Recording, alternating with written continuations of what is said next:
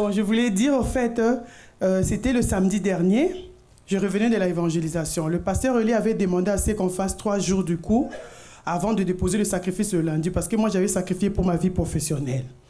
Le samedi, quand on a fini l'évangélisation, on est venu, on a fait la journée de la justice, et puis je suis rentré chez moi à la maison. En ouvrant la boîte aux lettres, je vois l'avis du passage du facteur. Bon, moi, j'attendais rien.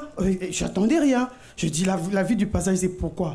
Vous savez, j'ai banalisé, j'ai dit toujours, c'est ça doit être seulement des dettes. Tellement j'étais harcelé.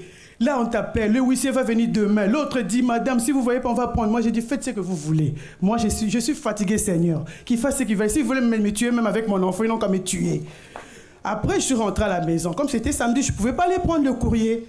Lundi, regardez ce que le malin a fait. Je ne sais pas si c'est le malin ou c'était quoi. Lundi, je ne pars pas prendre le courrier.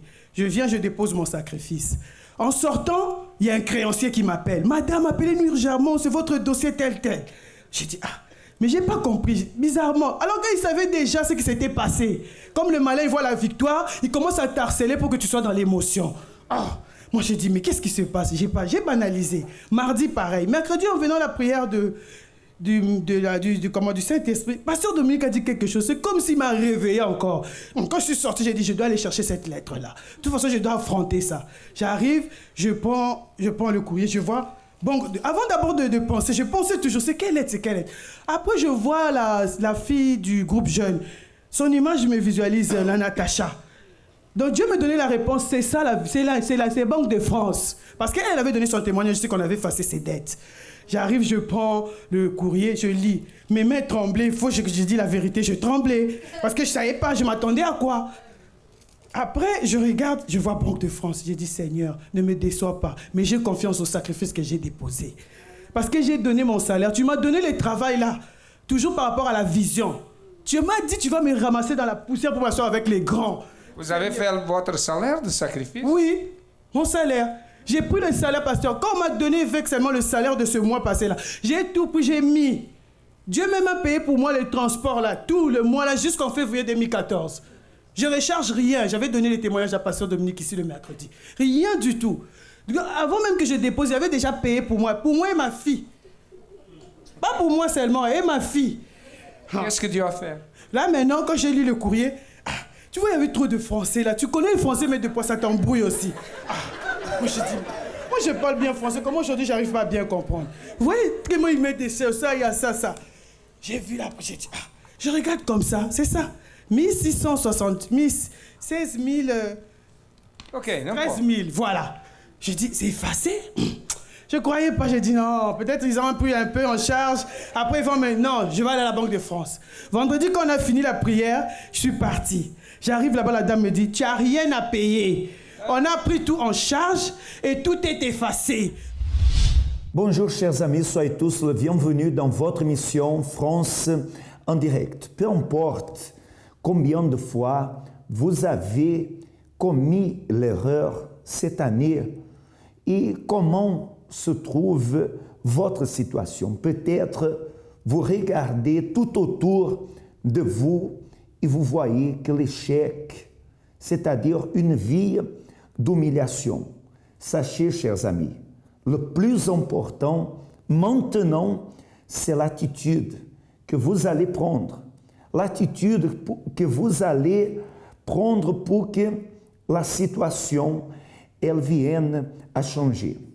Je vous pose une question à vous qui êtes en train de voir cette émission. Avez-vous le désir de changer cette situation? Peut-être vous dites, Armando, quelle question? Bien sûr que je veux, c'est ça que je souhaite. Alors, chers amis, si vous voulez participer de cette émission, parce que vous allez savoir quoi faire, quelle attitude prendre, pour qu'alors votre vie, elle vienne à être transformée. Nous allons connaître comment était la vie de Nadège. Elle va nous raconter ce qu'elle a vécu et d'ici à quelques instants, on reviendra avec vous. Arrivée au centre d'accueil, ma vie était catastrophique. Voilà, c'était échec à tous les niveaux. Voilà, échec financier, amoureux, familial, vraiment à tous les niveaux. C'était vraiment catastrophique, ma vie avant. Les soucis avant, c'était que quand, je prends un exemple dans ma vie amoureuse, quand je rencontre quelqu'un, dans les 5-6 premiers mois, tout va bien. Et pour une raison qui n'a même pas lieu d'être, mon conjoint, il vient, il me dit c'est terminé, pour rien. Voilà, et c'est tout le temps comme ça, même, et aussi dans ma vie professionnelle. Dans les débuts, tout va bien, on me licencie pour rien, alors que je suis quelqu'un qui aime son boulot, qui fait très bien son travail. Bon. Et parce que je reçois les retours des patrons qui me disent « mais tu travailles très bien ». Et pour rien, quelques temps après, je suis licenciée. Et au niveau familial, c'était avec ma fille. Ma fille ne voulait jamais entendre parler de moi parce que pour son père lui avait dit que je l'avais abandonnée. Donc ma fille, pour elle, je ne suis pas sa mère. Voilà, elle m'appelait même par mon prénom. Non, c'était madame avant. Ma fille, elle m'appelait. Donc même quand j'appelle, c'est quand elle a envie de parler avec moi, elle prend le téléphone. Oui, madame, tu nous déranges. Là ça, c'est quand elle me parle. Sinon, elle ne veut rien entendre de moi. Elle ne veut même pas. Et c'était vraiment, vraiment catastrophique. Je ne sais pas si ceux qui vont entendre ce témoignage, s'il y en a qui ont déjà vécu ma situation, mais franchement, je dis non, je ne conseille même à mon pire ennemi, je ne souhaite à mon pire ennemi de vivre ça parce que tu penses à tout, il y a tout qui te passe par la tête. Bon, aujourd'hui, je me suicide ou je fais quoi parce qu'il n'y a rien qui va. Il n'y a rien qui va. Tu n'as personne, tu es seul au monde. Tu dis, tout le monde t'a abandonné, tout le monde... tu es vraiment seul, mais vraiment seul au monde. Et ça ne va pas, quoi. Donc, quand tu es dans ce cas-là, quand tu penses rien qu'au suicide, en fait. Tu penses qu'à ça. Mais en tout cas, il faut avoir le courage pour le faire.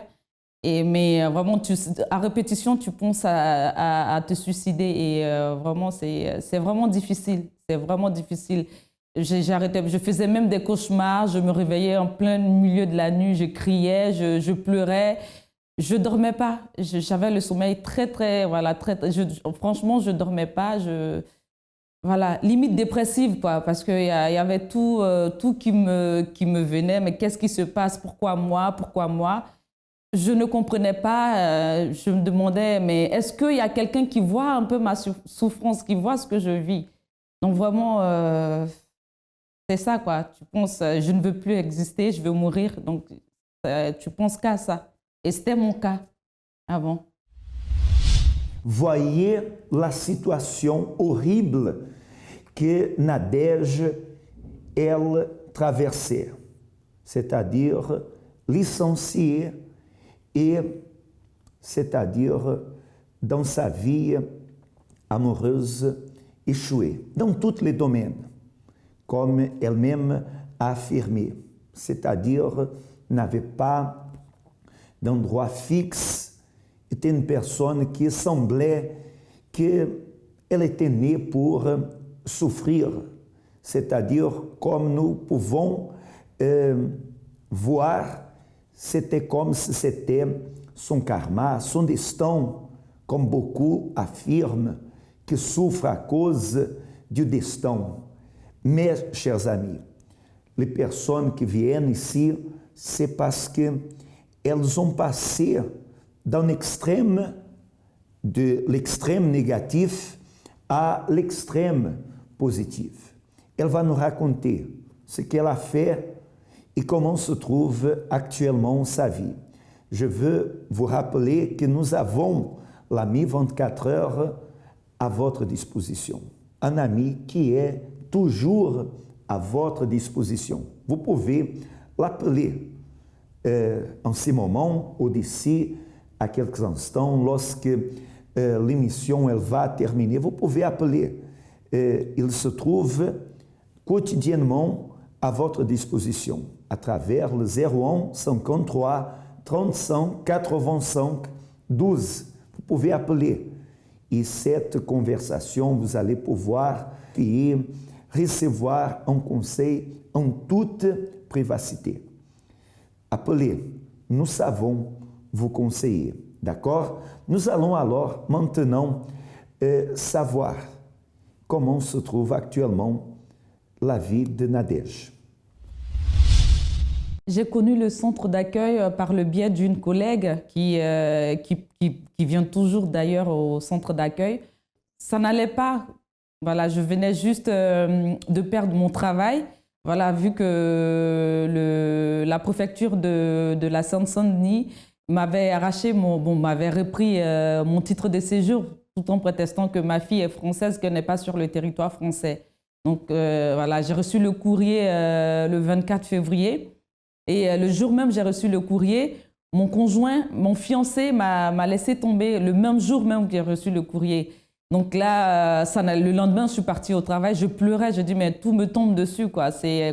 Voilà, vu que c'est ça ma vie, en gros, tout me tombe dessus et ça recommence encore. Donc je pleurais et j'ai ma collègue qui arrive qui me dit, mais pourquoi tu pleures? Et je lui explique ma situation. Elle me dit, ben non, pleure pas, viens avec moi. Je dis, non, moi, je viens pas avec toi.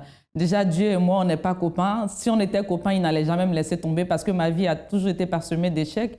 Donc, s'il existait, ça n'allait pas être le cas, vu que je suis tout le temps gentille avec les gens autour de moi. Et c'est que, voilà. Donc, moi, je ne viens pas au centre d'accueil. Et elle insistait, elle m'a dit, tu viens au centre d'accueil.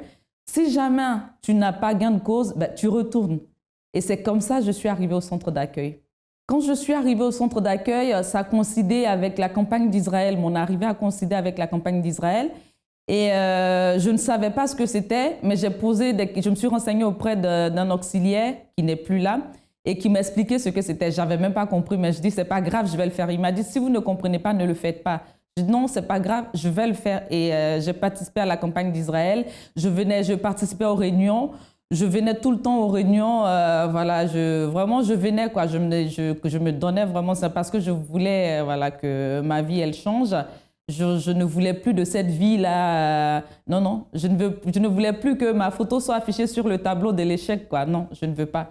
Je ne voulais même plus ça. Donc, je faisais tout. Je participais aux propos. Voilà, j'y allais. Vraiment, et je voulais aussi découvrir ce Dieu-là parce que je suis fille de pasteur, mais non, je ne voulais même pas entendre parler de Dieu. Mais je voulais vraiment voir sa gloire. J'étais vraiment décidée parce que je voulais changer de vie. Je voulais que ma vie, elle change. La campagne d'Israël, vraiment ce qui m'a motivée à participer à la campagne d'Israël, c'est, voilà, comme je l'ai dit, je voulais vraiment que tout s'arrête. Voilà, cette vie médiocre là, que je menais, je voulais vraiment que ça cesse, je voulais vivre une vie meilleure, je voulais vraiment être transformée, je voulais une nouvelle vie. Voilà, je voulais vraiment une nouvelle vie. Donc, c'est vraiment ce qui m'a poussée à participer à la campagne d'Israël parce que la campagne d'Israël, c'est quoi? Se sacrifier, donner son tout à Dieu, se sacrifier, se donner à Dieu. Et voilà, moi, ce que je voulais en récompense, c'était vraiment un changement dans ma vie. Je voulais que ma vie, elle change, mais sur tous les plans, qu'elle change. Voilà, qu'elle change réellement. Donc, c'est ça qui m'a vraiment motivée à participer à la campagne d'Israël, à participer à toutes les réunions. Voilà. Et à vrai dire, toutes les réunions me concernaient, en fait, parce qu'il n'y avait pas un côté positif de ma vie. Non. Sur tous les plans de ma vie, j'avais vraiment besoin de changement. Donc, toutes les réunions, c'était mes réunions. Je participais à ces réunions-là. Et puis, c'est vraiment ça qui m'a motivée. Vraiment, le fait que ma vie, elle change. C'est ça, c'était juste ça. Je voulais que ma vie change. Donc, c'est ce qui me poussait à participer à ces réunions, ce qui m'a poussé à participer à la campagne d'Israël. Vous n'avez pas réfléchi aux conséquences. Pour cette raison, vous êtes ici.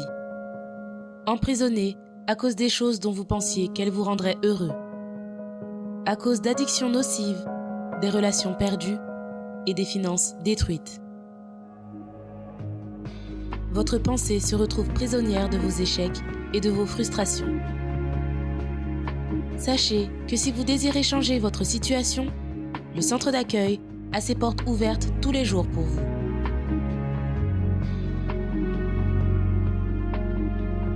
Nous souhaitons vous aider à vous libérer de toute prison où vous vous trouvez. Centre d'accueil. Définissez aujourd'hui ce que vous voulez vivre demain. Ma vie aujourd'hui est transformée, est changée et voilà, je Je suis plus la Nadège meurtrie, la Nadège mélancolique, la Nadège... Non, je suis la Nadège joyeuse. Voilà, tout va bien. Déjà, je pense que ça se voit sur mon visage que tout va bien. Donc ma vie aujourd'hui est, je veux dire, pleine de grâce, franchement. Aujourd'hui, j'ai plus d'envie de suicide, je fais même plus de cauchemars. Je fais même plus de cauchemars. Peut-être que si j'arrive pas à dormir, c'est parce que quand on est trop fatigué aussi, on n'arrive pas à dormir. Donc voilà, donc ça m'a, j'ai été trop fatiguée, donc mais franchement, c'est pas, je dors pas parce que j'ai mal ou non. Aujourd'hui, non, plus d'envie de suicide. Je vais pas faire ce plaisir-là au diable, non. J'ai envie de vivre. J'ai vraiment envie de vivre. J'ai envie de voilà d'être là pour le premier chagrin d'amour de ma fille. Donc voilà, j'ai vraiment envie de vivre. Voilà, c'est vraiment ouais. J'ai plus ces pensées-là, ces pensées nocturnes qui me non, plus jamais. Ma relation aujourd'hui avec ma fille, c'est, je veux dire, c'est waouh, c'est le mot. Aujourd'hui, c'est-à-dire, c'est plus quand j'appelle, c'est plus madame, tu nous déranges, pourquoi est-ce que tu appelles? Non, c'est allô maman d'amour, comment tu vas? Et même quand elle oublie de me dire bonjour, elle me dit oh maman, j'ai fait une voilà maman, j'ai dit mais qu'est-ce qu'il y a? Je t'ai pas dit bonjour et elle revient maman d'amour, bonjour. Donc il faut qu'elle le dise maman d'amour, franchement. Et c'est vraiment avec ma fille, c'est que du bonheur, c'est vraiment que du bonheur. Et ça, je remercie Dieu pour ça parce que j'ai beaucoup prié pour ça. J'ai participé aux réunions de jeudi par rapport à ça et le Seigneur m'a exaucé. Avec ma fille, c'est vraiment que du bonheur. Mais voilà, vraiment, c'est que du bonheur avec ma fille. Ma vie financière, franchement, au niveau de logement, parce que ma vie financière, comme je disais, ça n'allait pas. Mais parce que je vivais en colocation, je suis en colocation, où je vis chez l'habitant, où je vais squatter chez mes cousines et tout. Mais récemment, c'est-à-dire par mes prières, par mes supplications, par vraiment ma détermination, le Seigneur m'a fait grâce. Le Seigneur m'a fait grâce. Aujourd'hui, j'ai un appartement à moi toute seule. C'est-à-dire, je ne suis pas en colocation, non, à moi toute seule. Et je vous dis, sans papier, sans rien du tout. Comme quoi, avec le Seigneur, il faut y croire. Et voilà, notre Dieu, c'est le Dieu de l'impossible. C'est pour ça qu'il est le Dieu de l'impossible. Donc, vous imaginez, surtout dans ce pays, sans papier, tu as un appartement, mais à moins que le propriétaire soit ta mère ou ton père, quoi. Mais c'est des gens que je ne connais pas. Et aujourd'hui, j'ai un 2 pièces à moi, sans papier. Je suis impatiente même que ma fille arrive parce qu'elle aura chez elle son espace à elle. Donc, c'est super, tout va bien. Et voilà, comme je dis, au niveau professionnel, voilà, c'est... franchement, les choses s'arrangent. Les choses s'arrangent. Voilà, tout en train de se décanter au niveau de la justice, au niveau de l'administration. Voilà, et vraiment, tout va bien. Vraiment, tout va bien. C'est que du smile. Je suis contente, vraiment. Merveilleux de voir le surpassement qui s'est produit dans sa vie. L'envie de suicide, ça fait partie du passé. Aujourd'hui, elle a son propre logement, est une personne qui s'entend bien avec sa fille, comme elle-même a affirmé, c'est que du bonheur. Vous voyez, ici dans l'émission, vous voyez la formule, les personnes que elle raconte son cas véridique, elle nous donne la formule, c'est-à-dire que elles ont fait justement pour que sa situation elle vienne à changer. Et de la même façon que elle a eu la transformation, vous avez l'opportunité d'avoir un changement. C'est pour cela que si l'on dit, vous avez l'opportunité de participer à une conférence pour la vie économique, pour la vie professionnelle. De la même façon que Nadège, elle a réussi à vaincre tant d'autres personnes, elles ont réussi à surpasser le problème. Et vous pouvez être la prochaine personne. Vous pouvez être le prochain cas véridique. Maintenant, c'est à vous la décision justement de participer de cette conférence, de cette direction pour la vie financière et sûrement votre vie, elle aura un nouveau départ. Moi, personnellement, je serai à votre disposition et je vais vous aider. Si vous habitez proche de Villejuif, Alors, personnellement, je vais m'asseoir avec vous et je vais vous aider.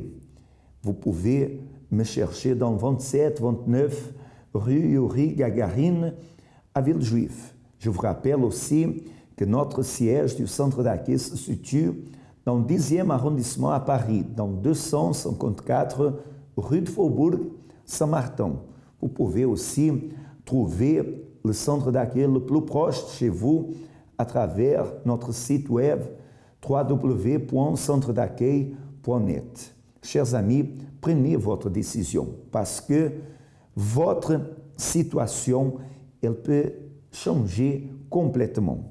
Nous allons à notre cas véridique qui d'ici à quelques instants, nous allons revenir avec vous. Bonjour, comment vous appelez-vous? Je m'appelle Madame Marceline. Madame Marceline, quel était le problème qui était dans votre vie? Au fait, dans ma vie, j'avais un problème sur le logement. Parce que ça fait 7 ans que j'avais fait une demande de logements sociaux. À chaque fois, on attendait, mais la situation n'était pas résolue. On partait, on renouvelait, on nous disait oui, il faut encore venir renouveler l'année prochaine. L'année prochaine, on renouvelait. On a fait 7 ans comme ça.